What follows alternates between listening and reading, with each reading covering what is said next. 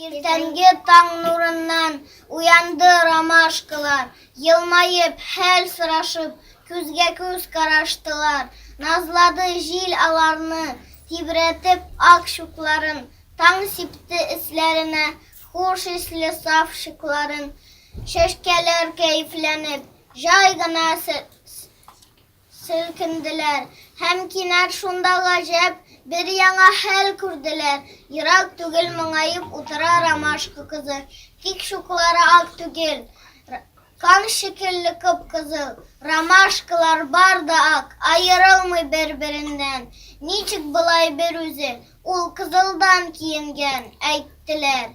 Син, сеңелкәй, ник үзгәрдең, нишләдең, нигә кызыл чукларың, нидән алсу төсләрең, әйтте кызыл ромашка. Төнлә минем яныма ятып батыр сугышчы, атты дошманнарына, ул бер үзе сугышты.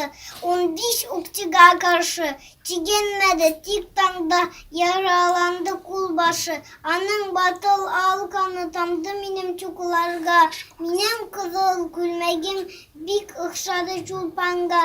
Җегет китте, мин калдым, канын саклап җылында, кем дә аны сагынып балкым мин таң нурында.